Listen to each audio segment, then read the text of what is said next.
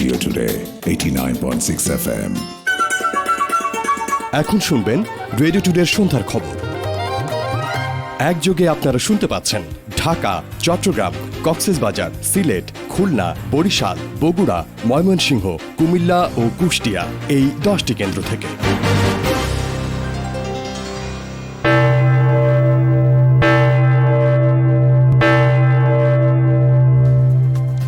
সুপ্রিয় শ্রোতা, স্টুডিওর ঘড়িতে এখন সময় সন্ধ্যা 6:45। রেডিও টুডের সন্ধ্যার খবরে আপনাদের স্বাগত জানাচ্ছি আমি জহিরুল ইসলাম টুটুল। শুরুতেই জানিয়ে দেওয়া যাক এখনকার ক্রাউন সিমেন্ট প্রধান খবরগুলো। করোনায় দেশে আরও 23 জনের মৃত্যু, নতুন করে শনাক্ত 1125। করোনা নিয়ন্ত্রণে সরকার সফল, দাবি স্বাস্থ্যমন্ত্রীর। একাদশ শ্রেণীতে অনলাইনে শিক্ষা কার্যক্রম শুরু, করোনা শেষ হলেও চলবে এই কার্যক্রম, জানালেন শিক্ষামন্ত্রী। বিমানের টিকিট বিক্রয়কে কেন্দ্র করে কারওয়ান বাজারে সৌদি প্রবাসীদের হট্টগোল, নিয়ন্ত্রণে পুলিশের লাঠিচার্জ। এবং ইডেন কলেজের সাবেক অধ্যক্ষ মাহফুজা হত্যার ঘটনায় তার বাসার 2 গৃহকর্মীর মৃত্যুদণ্ড, গৃহকর্মী নিয়োগে আদালতের 6 নির্দেশনা। শুনছিলেন শিরোনাম। এই খবর FM 89.6 সম্প্রচারের পাশাপাশি সরাসরি প্রচারিত হচ্ছে আমাদের ওয়েবসাইট www.radiotodaybd.fm এবং verified Facebook page radio today FM 89.6 এবং নিউজে। এছাড়া গুগল প্লে স্টোর এবং অ্যাপল স্টোর থেকে radio today app free download করে শুনতে পারেন আমাদের সকল অনুষ্ঠান। এবার বিস্তারিত। করোনা ভাইরাসে আক্রান্ত হয়ে দেশে 24 ঘন্টায় আরও 23 জনের মৃত্যু হয়েছে। একই সময়ে নতুন করে 1125 জনের দেহে করোনা ভাইরাসের উপস্থিতি শনাক্ত করা হয়েছে। বিকেলে স্বাস্থ্য অধিদপ্তরের করোনা বিষয়ক নিয়মিত প্রেস বিজ্ঞপ্তিতে এ তথ্য জানানো হয়েছে। বিজ্ঞপ্তিতে আরও জানানো হয়, গত 24 ঘন্টায় আরও 1578 জন করোনার সংক্রমণ থেকে সুস্থ হয়েছেন। সংবাদ বিজ্ঞপ্তিতে বলা হয়, সারা দেশের 109টি পরীক্ষাগারে নতুন করে 9739টি নমুনা সংগ্রহ হয়েছে এবং আগের কিছু নমুনা নিয়ে পরীক্ষা হয়েছে 9859টি। এ নিয়ে দেশে মোট 19,89,664টি নমুনা পরীক্ষা হলো। নমুনা পরীক্ষার তুলনায় নতুন করে শনাক্তের হার 11.41%। নতুন নমুনা পরীক্ষায় 1125 জনের দেহে করোনা ভাইরাস শনাক্ত হয়েছে। এ নিয়ে দেশে মোট আক্রান্তের সংখ্যা বেড়ে হল 3,68,690 জন। মোট পরীক্ষার বিপরীতে সংক্রমণ শনাক্তের হার 18.53%। বয়সভিত্তিক বিশ্লেষণে দেখা গেছে, নতুন করে করোনায় মৃত 23 জনের মধ্যে 11 থেকে 20 বছর বয়সী একজন, 21 থেকে 30 বছর বয়সী একজন, 30 ঊর্ধ্ব একজন, 40 ঊর্ধ্ব 3 জন, 50 ঊর্ধ্ব 5 জন এবং 60 ঊর্ধ্ব রয়েছেন 12 জন। এছাড়া বিভাগ অনুযায়ী ঢাকায় 17 জন, চট্টগ্রামে 1 জন, রাজশাহী বিভাগে 1 জন, খুলনায় 1 জন, সিলেটে 1 জন এবং রংপুর বিভাগে 2 জন রয়েছেন। একই সময়ে আরও 1125 জন সহ এ পর্যন্ত সুস্থ হয়েছেন মোট 2,81,000-এর বেশি মানুষ। শনাক্ত বিবেচনায় সুস্থতার হার 76.39%। Shakhawat Suman, radio today. এদিকে কোভিডে বাংলাদেশ এখন অনেকটা নিরাপদ মন্তব্য করে স্বাস্থ্যমন্ত্রী জাহিদ মালিক বলেছেন, জনসংখ্যা বিবেচনায় করোনা নিয়ন্ত্রণে সরকার সফল। তিনি বলেন, দেশে করোনায় আক্রান্ত বিবেচনায় মৃত্যুহার বিশ্বের সবচেয়ে কম দেশের কাতারেই রয়েছে। সকালে রাজধানীর শিশু হাসপাতালে ভিটামিন A+ ক্যাম্পেইন কার্যক্রমের উদ্বোধন করে এসব কথা বলেন তিনি। আজ থেকে শুরু হওয়া এই ক্যাম্পেইন কার্যক্রম চলবে আগামী 17 অক্টোবর পর্যন্ত। ভিটামিন এটা খুবই গুরুত্বপূর্ণ। শুধু রাতকানা রোগী ভিটামিন A ক্যাপসুল প্রতিরোধ করে না, ভিটামিন A ক্যাপসুলের মাধ্যমে একটি শিশু সুন্দরভাবে, শারীরিকভাবে, মানসিকভাবে গড়ে উঠতে পারে, তার রোগ প্রতিরোধ ক্ষমতা বৃদ্ধি পায়। আমাদের প্রায় 1,20,000 সেন্টার রয়েছে, যে সেন্টারগুলোতে এই ভিটামিন A ক্যাপসুল ব্যবস্থা রয়েছে। সেখানে মায়েরা এসে ভিটামিন A খাওয়াতে পারবে। 6 মাস বয়স থেকে 59 মাস বয়সী শিশুদেরকে সেন্টারে নিয়ে আসবেন, কেন্দ্রে নিয়ে আসবেন এবং ভিটামিন A ক্যাপসুল খাওয়াবেন। করোনায় আক্রান্ত যুক্তরাষ্ট্রের প্রেসিডেন্ট ডোনাল্ড ট্রাম্প ও তার স্ত্রী ফার্স্ট লেডি মেলানিয়া ট্রাম্পের প্রতি সমবেদনা জানিয়ে চিঠি পাঠিয়েছেন প্রধানমন্ত্রী শেখ হাসিনা। প্রধানমন্ত্রীর সহকারী প্রেস সেক্রেটারি ইমরুল কায়েস রানা দুপুরে গণমাধ্যমকে এ তথ্য জানিয়েছেন। ইমরুল কায়েস জানান, চিঠিতে ট্রাম্প ও তার স্ত্রীর আশু রোগ মুক্তি কামনা করেছেন প্রধানমন্ত্রী শেখ হাসিনা। এদিকে নভেল করোনা ভাইরাস জনিত মহামারীর কারণে দীর্ঘদিন বন্ধ থাকার পর অবশেষে আজ থেকে ওমরা হজ পালনের জন্য খুলে দেয়া হয়েছে পবিত্র মক্কা ও মদিনা। সৌদি সরকার সীমিত পরিসরে ওমরা পালনের জন্য যে অ্যাপ চালু করেছে তাতে আবেদন করে 5 দিনে 1,08,041 জন চূড়ান্ত অনুমোদন পেয়েছে। এর আগে গত শুক্রবার সৌদি আরবের হজ ও ওমরা বিষয়ক মন্ত্রণালয় এই তথ্য জানায়। আরব নিউজের প্রতিবেদনে বলা হয়েছে, অনুমতি পাওয়া ব্যক্তিদের মধ্যে 42,873 জন সৌদি আরবের এবং বাকি 65,128 জন সৌদি আরবে অবস্থান করা বিশ্বের বিভিন্ন দেশের নাগরিক।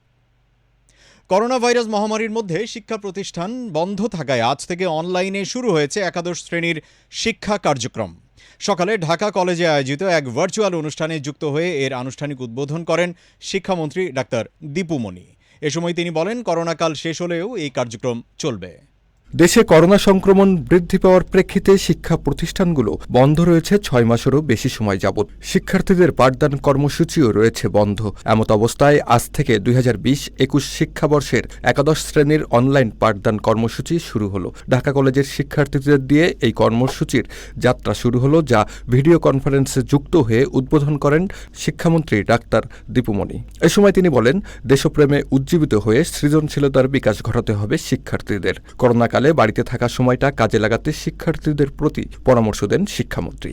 আমি আশা করি যে আমাদের শিক্ষার্থীরা এই অনলাইনে আমাদের যে পড়াশোনা সেটিকে যেমন তারা কাজে লাগাবে, একই সঙ্গে এই সময়টাতে যারা এই বাড়িতে থাকছেন অনেক সময়, সেই সময়টা মনোকষ্টে না ভুগে বরং আমি বলবো যে এই সময়টাকে কাজে লাগানো, যেন আমাদের মধ্যে যে সৃজনশীলতা রয়েছে সেই সৃজনশীলতাকে যেন আমরা এই সময়টাতে চর্চা করি। আমার শিক্ষার্থী ভাই বোনদেরকে বলবো, পড়াশোনা করবেন, পড়াশোনার পাশাপাশি নিজেকে একজন দক্ষ, যোগ্য, মানবিক মানুষ হিসেবে গড়ে তুলবার জন্য, দেশপ্রেমিক মানুষ হিসেবে গড়ে তুলবার জন্য, নিজেকে গড়ে তুলবার জন্য আপনারা কাজ করবেন। শিক্ষামন্ত্রী বলেন, একটা সময় অনলাইনে যেতেই হতো, করোনা সংক্রমণের জন্য তা আরো দ্রুত হলো।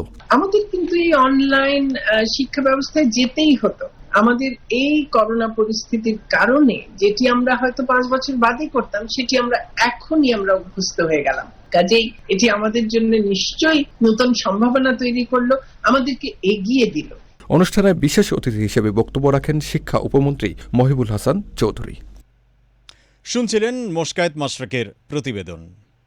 বিমানের টিকিটের জন্য আজ থেকে দ্বিতীয় ধাপের টোকেন দেয়া শুরু হয়েছে সৌদি আরবে কর্মস্থলে ফিরতে আগ্রহীদের। কারওয়ান বাজারে সৌদি এয়ারলাইন্সের কার্যালয় এবং মতিঝিলে বিমান বাংলাদেশ এয়ারলাইন্সের টিকিট বিক্রয় কেন্দ্র থেকে আজ টোকেন দেওয়া হয়।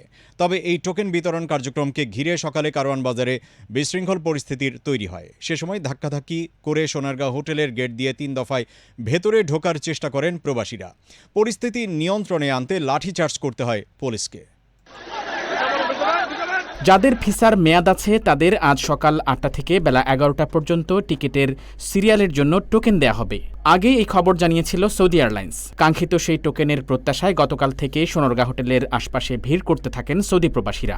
ফলে আজ সকাল নাগাদ বিপুল সংখ্যক টোকেন প্রত্যাশীর চাপ সামলাতে হিমশিম খেতে হয় সংশ্লিষ্ট কর্তৃপক্ষকে। এক পর্যায়ে সোনারগাঁ হোটেলের গেট ঠেলে ভেতরে ঢুকে পড়েন শত শত প্রবাসী। সে সময় আইনশৃঙ্খলা বাহিনীর সাথে ধাক্কাধাক্কি হয় তাদের। পরিস্থিতি নিয়ন্ত্রণে এক পর্যায়ে মৃদু লাঠিচার্জও করে পুলিশ। টোকেন পাওয়ার তো কোনো লক্ষণ দেখতেছি না, কারণ আমরা 3 দিন আগে এখানে এসে বসে রয়েছি।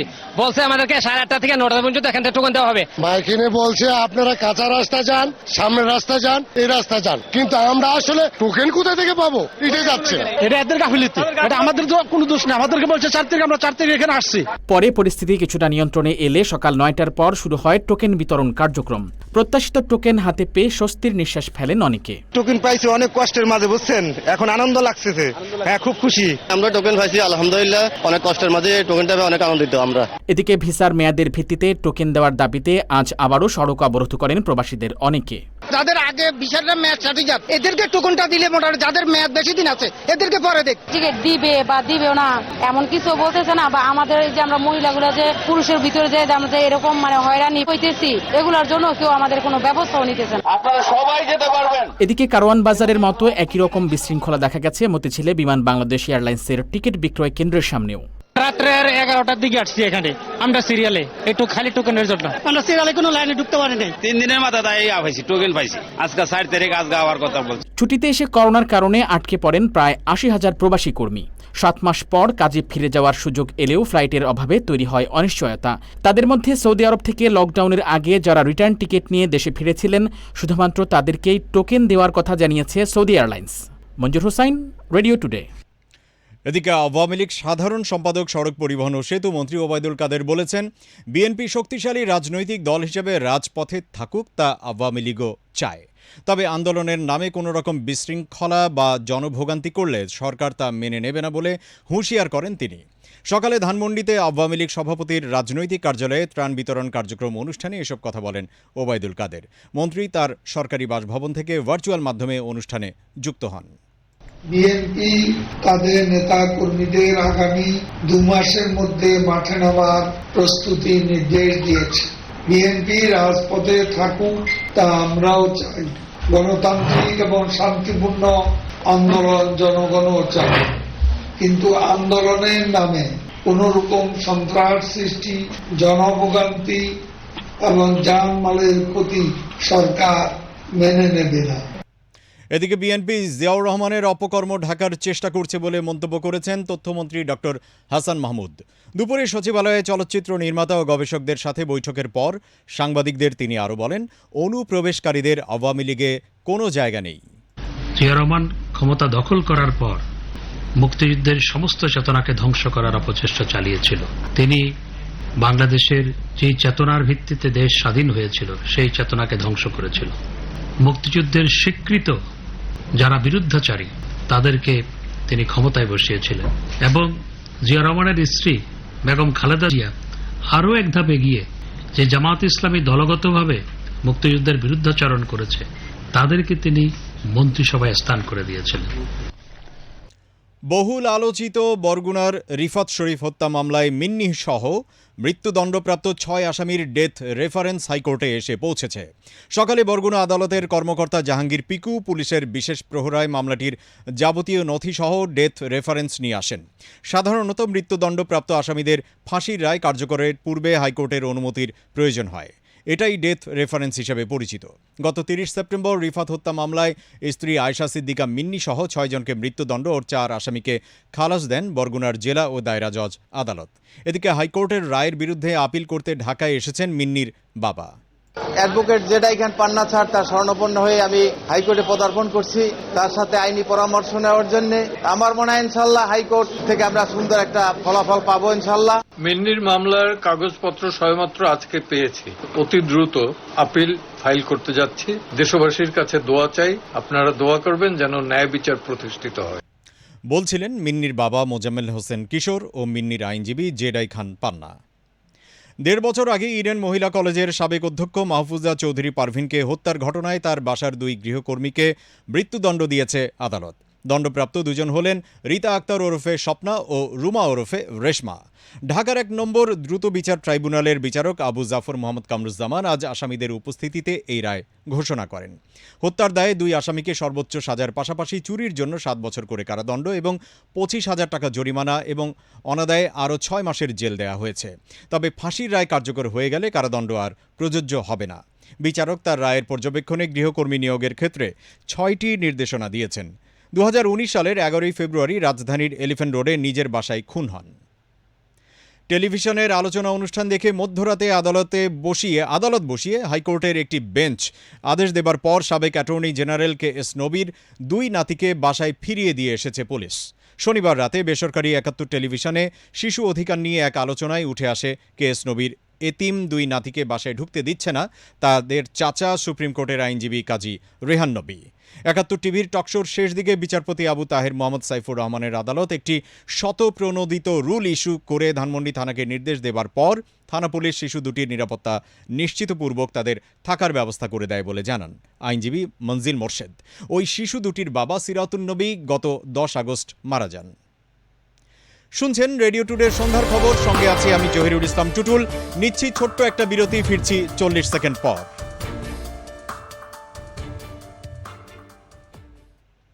আপোষ করি না কখনো, আমরা অটুট রাখি গুণমান। দেশের গর্ব ক্রাউন সিমেন্ট নিশ্চিত করে দৃঢ় নির্মাণ। অটুট গুণার মানের কারণে ক্রাউন সিমেন্টের সুনাম আজ ছড়িয়ে পড়েছে বহির্বিশ্বে। দেশের সকল বৃহৎ স্থাপনা সহ ভারতের আগরতলায় ফ্লাইওভার, আন্তর্জাতিক মানের ক্রিকেট স্টেডিয়াম সহ বিভিন্ন গুরুত্বপূর্ণ স্থাপনা নির্মাণে ব্যবহৃত হচ্ছে ক্রাউন সিমেন্ট। এক্সপোর্ট লিডার হিসেবে ক্রাউন সিমেন্ট তিনবার অর্জন করেছে national export trophy. Crown cement রপ্তানির মাধ্যমে বাড়ছে দেশীয় পণ্যের সুনাম, সেই সাথে বৈদেশিক মুদ্রা অর্জনের মাধ্যমে জাতীয় উন্নয়নে বিশেষ অবদান রাখছে crown cement. Crown cement, quality changes the nation. বিরতির পর আমাদের সাথে আরো যারা যোগ দিয়েছেন তাদের স্বাগত জানাচ্ছি আমি জহিরুল ইসলাম টুটুল। FM 89.6 আপনারা শুনছেন রেডিও টুডের সন্ধ্যার খবর। একযোগে প্রচারিত হচ্ছে ঢাকা, চট্টগ্রাম, কক্সবাজার সহ দেশের বৃহত্তম শহরগুলোতে। কক্সবাজারের টেকনাফে পুলিশের গুলিতে সেনাবাহিনীর অবসরপ্রাপ্ত মেজর সিনহা মোহাম্মদ রাশেদ খান নিহতের ঘটনায় সিনহার বোন শারমিন শাহরিয়ার দায়ের করা মামলার বৈধতা চ্যালেঞ্জ করে আদালতে রিভিশন আবেদন করা হয়েছে। আলোচিত এই হত্যা মামলার 1 নম্বর আসামি বরখাস্ত পুলিশ পরিদর্শক লিয়াকতের পক্ষে এই রিভিশন আবেদন করা হয়। দুপুরে কক্সবাজার জেলা ও দায়রা জজ আদালতে এই রিভিশন আবেদন করেন আসামি লিয়াকতের আইনজীবী ফরহাদ শাহরিয়ার। গত 5 August Cox's Bazar senior judicial magistrate আদালতে মেজর সিনহার বোন শারমিন শাহরিয়ার ফেরদৌস বাদী হয়ে মামলাটি দায়ের করেন। সিলেট লন্ডন রুটে সরাসরি ফ্লাইট চালু করেছে বিমান বাংলাদেশ এয়ারলাইন্স। সকালে বেসামরিক বিমান পরিবহন ও পর্যটন মন্ত্রণালয়ের প্রতিমন্ত্রী মাহবুব আলী সিলেট ওসমানী আন্তর্জাতিক বিমানবন্দরে এক অনুষ্ঠানের মাধ্যমে এই ফ্লাইটের উদ্বোধন করেন। সপ্তাহে প্রতি বুধবার এই ফ্লাইট পরিচালিত হবে। উদ্বোধনী ফ্লাইটটি বেলা 11:15টায় 232 জন যাত্রী নিয়ে লন্ডনের উদ্দেশ্যে সিলেট ওসমানী আন্তর্জাতিক বিমানবন্দর ছেড়ে যায়। কক্সবাজারের উখিয়ায় কুতুপালং রোহিঙ্গা ক্যাম্পে আধিপত্য বিস্তারকে কেন্দ্র করে দুই গ্রুপের মধ্যে দফায় দফায় সংঘর্ষে 2 জন রোহিঙ্গা নিহত হয়েছে। এ সময় আহত হয়েছে কমপক্ষে 10 জন। আজ ভোর 4টার দিকে এই ঘটনা ঘটে। নিহতরা হলেন ওই রোহিঙ্গা ক্যাম্পের ইমাম শরীফ ও শামসুল আলম। কুতুপালং রোহিঙ্গা ক্যাম্পের দায়িত্বরত 14 নম্বর APBN এর ইন্সপেক্টর ইয়াসিন ফারুক জানান, নিবন্ধিত রোহিঙ্গা ক্যাম্পে অবস্থানরত রোহিঙ্গাদের একটি গ্রুপের সঙ্গে অনিবন্ধিত রোহিঙ্গা ক্যাম্পের মধ্যে আধিপত্য বিস্তার নিয়ে দীর্ঘদিন ধরে বিরোধ চলে আসছিল। এরই ধারাবাহিকতায় ভোররাতে 2 গ্রুপের মধ্যে সংঘর্ষ হয়। এবার দেশের বাইরের খবর।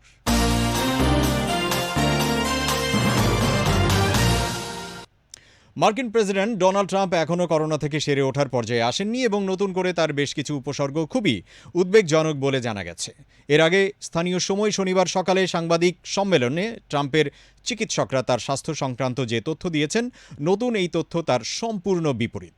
যদিও সামাজিক যোগাযোগ মাধ্যমে পোস্ট করা এক ভিডিওতে ডোনাল্ড ট্রাম্প জানিয়েছেন তিনি এখনও সুস্থ আছেন, সামনের কয়েকদিন হবে তার জন্য সত্যিকারের পরীক্ষা। সারা বিশ্বে করোনা ভাইরাসে এখন পর্যন্ত 10,38,000 মানুষের মৃত্যু হয়েছে, আর মোট আক্রান্ত হয়েছেন 3,51,91,000-এরও বেশি মানুষ, যাদের মধ্যে 2,61,73,000 এরই মধ্যে সুস্থ হয়ে বাড়ি ফিরেছেন। I came here, wasn't feeling so well. I feel much better now. We're working hard to get me all the way back. I have to be back. Corona virus নিয়ে শুরু থেকেই নানা ধরনের কথাবার্তা বলে আলোচিত সমালোচিত হয়েছেন মার্কিন প্রেসিডেন্ট ডোনাল্ড ট্রাম্প। গেল বৃহস্পতিবার ফার্স্ট লেডি মেলানিয়া সহ করোনায় আক্রান্ত হওয়ার পর হাসপাতালে ভর্তি হয়েও থেমে নেই করোনা নিয়ে ট্রাম্পের সেই কথামালা। তবে করোনাকে যেন এবার কিছুটা ভয়ই পেয়েছেন ট্রাম্প। হাসপাতালে চিকিৎসাধীন ট্রাম্প শনিবার এক ভিডিও বার্তায় বলেন অনেকটা ভালো বোধ করছেন তিনি, তবে তার কোভিড-19 চিকিৎসার আসল পরীক্ষা হবে আগামী কয়েকদিনে। শিগগিরই তিনি আমেরিকানদের মাঝে ফিরবেন বলেও 4 মিনিটের ওই ভিডিওতে আশা প্রকাশ করেছেন ট্রাম্প। মার্কিন প্রেসিডেন্টের চিকিৎসকরাও উল্লেখযোগ্য অগ্রগতির কথা জানিয়েছেন। অন্যদিকে হোয়াইট হাউসের চিফ অব স্টাফ মার্ক মিডোসকে উদ্ধৃত করে নিউ ইয়র্ক টাইমস জানায় গত 24 ঘন্টায় কঠিন সময় পার করেছেন ট্রাম্প। সামনের 48 ঘন্টা খুবই গুরুত্বপূর্ণ এবং তিনি ঝুঁকিমুক্ত নন বলেও নিউ ইয়র্ক টাইমসের প্রতিবেদনে জানানো হয়েছে। এদিকে মার্কিন president Donald Trump novel corona ভাইরাসে আক্রান্ত হওয়ার পরই আসন্ন মার্কিন প্রেসিডেন্ট নির্বাচনে তার প্রতিদ্বন্দ্বী ডেমোক্র্যাট প্রার্থী জো বাইডেনের প্রচার কমিটি ট্রাম্পের সমালোচনামূলক সব বিজ্ঞাপন তুলে নিয়েছে। সংবাদ মাধ্যম CNN এ খবর জানিয়েছে। বাইডেনের প্রচার কমিটির পক্ষ থেকে বলা হয়েছে, হোয়াইট হাউস থেকে যখন ট্রাম্পকে ওয়াল্টার রিড মেডিকেল সেন্টারে নিয়ে যাওয়ার কথা বলা হয়, তার আগেই ট্রাম্পের সমালোচনামূলক প্রচারণা স্থগিতের সিদ্ধান্ত নেওয়া হয়। এদিকে করোনার দ্বিতীয় ওয়েভ শুরু হওয়ায় স্পেনের মাদ্রিদে নতুন করে অ্যান্টিজেন টেস্ট শুরু করেছে সেখানকার কর্তৃপক্ষ। স্পেনের স্বাস্থ্য কর্তৃপক্ষ বলছে এই টেস্টে 15 মিনিটের মধ্যে ফলাফল জানা সম্ভব এবং তা 95% সঠিক ফল দিতে সক্ষম। এর আগে শনিবার চলতি সপ্তাহের শেষ নাগাদ স্পেনের মাদ্রিদে লকডাউন কার্যকর ঘোষণা দেয় মাদ্রিদ প্রাদেশিক সরকার। অন্যদিকে শনিবার যুক্তরাজ্যে নতুন করে 10,000-এরও অধিক করোনা রোগী শনাক্ত করা হয়েছে। এই অবস্থায় উত্তর ইংল্যান্ডে নতুন করে আরোপ করা হয়েছে কঠোর বিধিনিষেধ। এদিকে প্রতিবেশী দেশ ভারতে করোনা আক্রান্তের সংখ্যা 65 লাখ ছাড়িয়ে গেছে। সংক্রমণের দিক দিয়ে বিশ্ব তালিকায় দ্বিতীয় স্থানে রয়েছে ভারত, যদিও প্রাণহানির দিক দিয়ে তালিকায় ভারতের অবস্থান তৃতীয়। গত কয়েকদিন ধরে দৈনিক সংক্রমণ কিছুটা নিম্নমুখী হলেও দৈনিক সংক্রমণের হার আমেরিকা ও ব্রাজিলের তুলনায় বেশি। ভারতের কেন্দ্রীয় স্বাস্থ্য মন্ত্রণালয় জানিয়েছে গত 24 ঘন্টায় দেশটিতে নতুন করে সংক্রমিত হয়েছেন ৭৯,৪৭৬ জন। অন্যদিকে মৃতের দিক দিয়ে তালিকার দ্বিতীয় স্থানে থাকা ব্রাজিলে মোট মৃত্যু ১,৪৫,০০০ ছাড়িয়ে গেছে। Saidullah, radio today. এদিকে নাগর্নো কারাবাখ অঞ্চল নিয়ে চলমান সংঘাতে আর্মেনিয়ার সেনাবাহিনীর ছোড়া গোলা আজারবাইজানের দ্বিতীয় বৃহত্তম শহর গানজাতে আঘাত হেনেছে বলে দাবি করেছে আর্মেনীয় বাহিনী। এছাড়া তারা গানজা শহরে সামরিক বিমানবন্দরে আঘাত হানারও দাবি করেছে। আর্মেনিয়ার রাজধানী স্টেপানকার্টে আজেরিদের হামলার জবাবে এই পাল্টা হামলা চালানো হয়েছে বলে জানানো হয়েছে। অন্যদিকে আজারবাইজান দাবি করেছে গানজার কোনো সামরিক স্থাপনায় আঘাত হয়নি।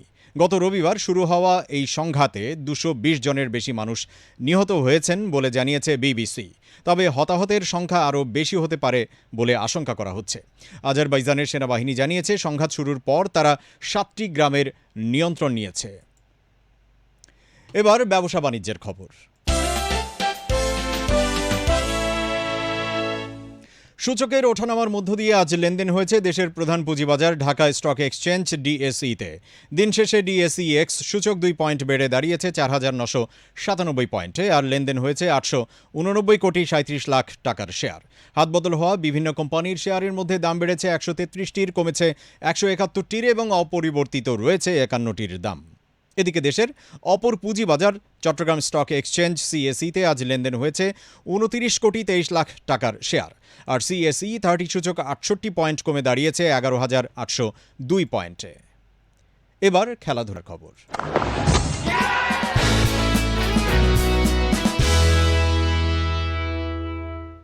শারজায় আইপিএলের আজকের প্রথম ম্যাচে জয়ের জন্য সানরাইজার্স হায়দ্রাবাদকে 209 রানের টার্গেট দিয়েছে মুম্বাই ইন্ডিয়ান্স। শেষ খবর পাওয়া পর্যন্ত হায়দ্রাবাদের সংগ্রহ 2 উইকেটে 116 রান।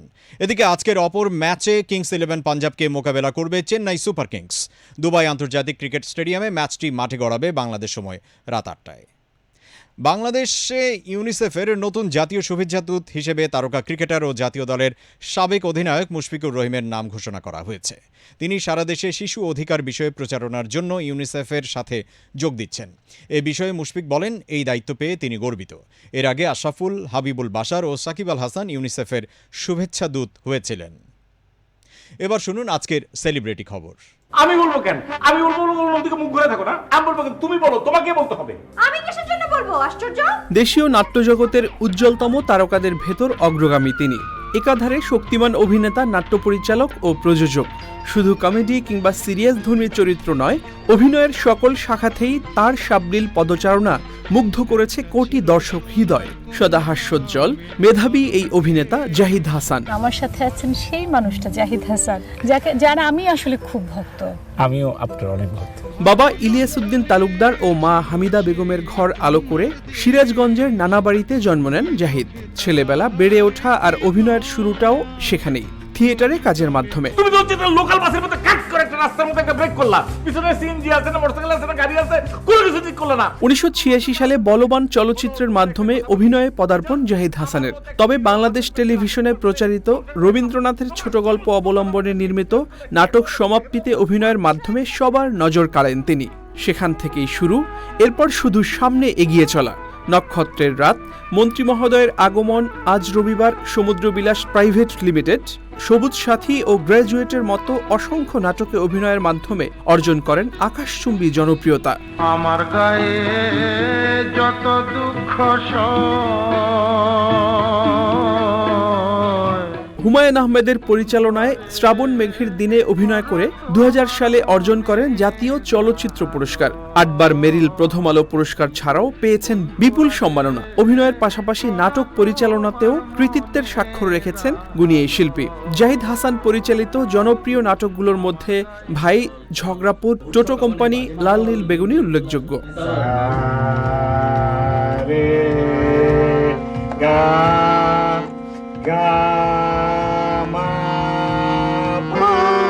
ব্যক্তি জীবনে স্ত্রী জনপ্রিয় মডেল সাদিয়া ইসলাম মৌ, মেয়ে পুষ্পিতা আর ছেলে পূর্ণকে নিয়ে তার আনন্দময় সংসার।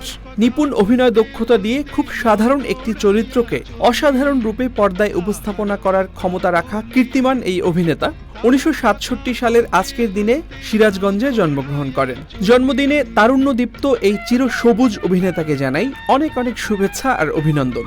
শতায়ু হন জাহিদ হাসান।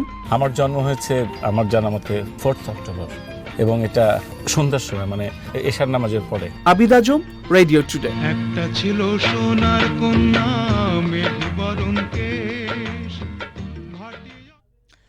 সবশেষ ওয়েদার আপডেট।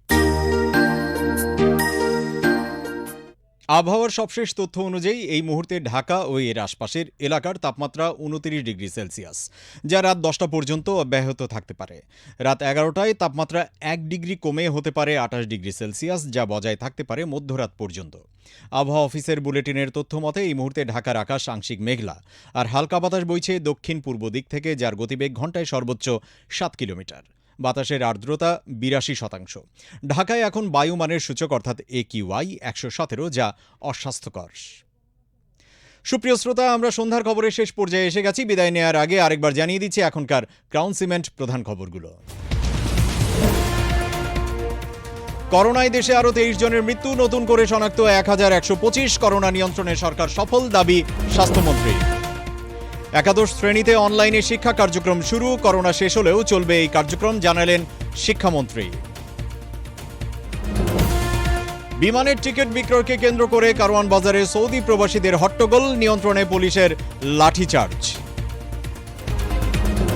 এবং ইডেন কলেজের সাবেক অধ্যক্ষ মাহফুজা হত্যার ঘটনায় তার বাসার 2 গৃহকর্মীর মৃত্যুদণ্ড, গৃহকর্মী নিয়োগে আদালতের 6 নির্দেশনা। এই ছিল রেডিও টুডের সন্ধ্যার খবরে, যা আপনাদের কাছে পৌঁছে দিতে কাজ করছেন দেশ বিদেশের রেডিও টুডের শতাধিক সংবাদকর্মী। এরপর রাত 10টায় শুনবেন রেডিও টুডে ও ভয়েস অব আমেরিকার যৌথ প্রযোজনায় আমাদের ইংলিশ নিউজ বুলেটিন, এবং রাত 11:15টায় আমাদের মধ্যরাতের সংবাদ। যে যেখানে আছেন ভালো থাকুন, নিরাপদে থাকুন, করোনা সংক্রমণ মুক্ত থাকুন, সামাজিক দূরত্ব বজায় রাখুন এবং থাকুন রেডিও টুডের সাথেই। এই প্রত্যাশায় বিদায় নিচ্ছি আমি Zahirul Islam Tutul. Radio Today, 90.6 FM